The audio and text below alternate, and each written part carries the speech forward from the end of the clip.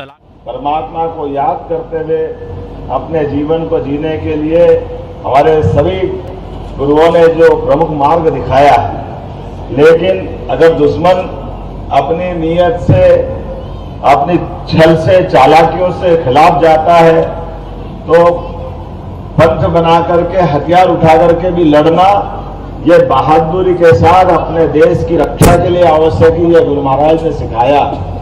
अपने पिता की शहादत देने के लिए भी प्रेरित किया, खुद के बच्चों को भी कुर्बान किया और स्वयं का भी एक अपने जीवन में 1699 में जो खालसा पंथ की स्थापना करते हुए जिस प्रकार से उनने पूरे देश और दुनिया के सामने अपने धर्म, संस्कृति, इतिहास को बचाने का जो प्रयास किया, वाकई वो अतुलनीय है, अद्भुत है। हर युग में, हर काल में, हर समय आपकी पूरी शहादत याद रखी जाएगी। और जिस ढंग से वाकई क्या आपका भाग्य और क्या भारत का भाग्य, या अपने परिवार को कुर्बान कर देना, ये केवल बोलने की बात हो सकती, करते हुए आंखों से देखना।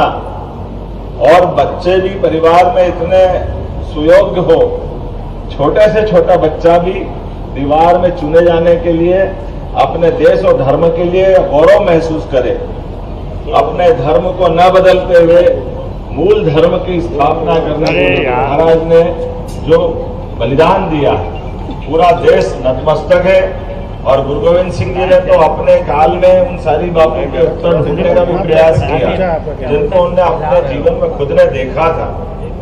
हमारे गुरुओं पे होने वाले भविष्य के अत्याचार को बचाने के लिए अब उनके बाद के गुरुओं में पवित्र गुरु ग्रंथ साहब की स्थापना करते थे, सभी के शब्द इकट्ठे करके। हमारे लिए सीधा सीधा एक जीवन में वैसे भी कहा जाए कि अक्षर परब्रह्म है, उसका अक्षर अर्थात कभी वो नष्ट नहीं हो सकता। तो पवित्र बोले गए वचनों का संग्रह करना, उस संग्रह करे हुए शब्दों के आधार पर दुनिया को अपने मार्ग से परिचित कराना, ये एकमेव मार्ग हो सकता है, वो खालसा पंथ का मार्ग है। मैं गुरु गोविंद सिंह जी के प्रकाश पर्व की इस बात को एहसास भी करता हूँ कि परमात्मा के हाथ में जन्म मृत्यु, लेकिन जन्म मृत्यु के दौर में अपने जीते जी जिस प्रकार से उन्होंने जीवन जिया, वो हर युग में, हर समय, हर काल में पूजनीय रहेगा, आदरणीय रहेगा, हम उनका सम्मान करेंगे। मैंने घोषणा भी की है कि हमारे साहित्यार्थियों के बलिदान को हमारे स्कूल एजुकेशन के पाठ में शामिल करते हुए पाठ्यक्रम का हिस्सा बनाते हुए सबको जानकारी देंगे। और जैसा कि यशस्वी प्रधानमंत्री श्रीमान नरेंद्र मोदी जी ने निर्णय लिया कि बाल दिवस मनाया जाए, तो शहादत से बढ़ के, बालकों की शहादत से बढ़ के कौन सा दिन हो सकता है।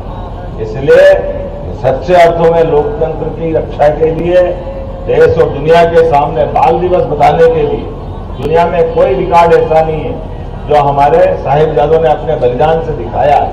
वाकई मैं माननीय नरेंद्र मोदी जी को बधाई देना चाहूंगा। और उन्होंने तो ननकाना साहब के लिए कॉरिडोर से लेकर के कितने प्रकार के काम किए।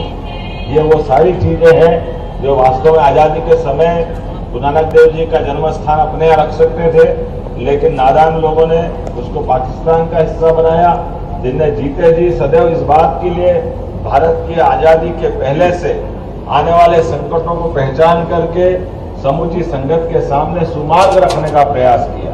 आज के इस अवसर पर अगले साल के आप कोई कार्यक्रम बनाने की बात कह रहे हैं, निश्चित रूप से हम उन सारे कार्यक्रम में सरकार के माध्यम से भी शामिल होंगे।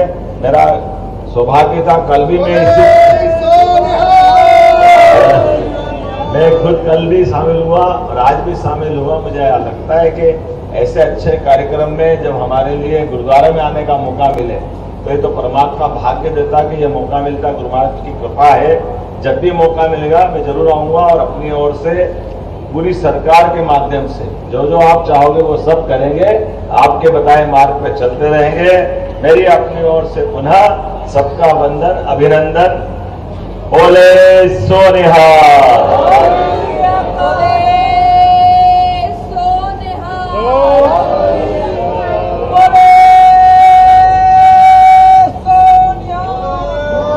गुरुद्वारा पंडित प्रधान साहब सीएम साहब को सम्मानित करेंगे। बोले सीधी तस्वीरें आप देख पा रहे हैं भोपाल से, जहां पर श्री गुरु गोविंद सिंह जी के प्रकाश पर्व के इस खास मौके पर, इस खास अवसर पर भोपाल में आयोजित कार्यक्रम के दौरान मुख्यमंत्री डॉक्टर मोहन यादव पहुंचे, जहां पर उन्होंने सभी को संबोधित किया है। और प्रकाश पर्व के इस खास मौके पर उन्होंने जो वीर बाल हैं उनका भी जिक्र किया, उनकी तारीफ की, और जिस तरीके से देश को समर्पण के भाव से वीर बाल काम करते हैं, आगे बढ़ते हैं, इसका भी उन्होंने जिक्र किया था। तो गुरु गोविंद सिंह का प्रकाश पर्व आज, और इस खास मौके पर भोपाल में कई सारे कार्यक्रम आयोजित किए गए।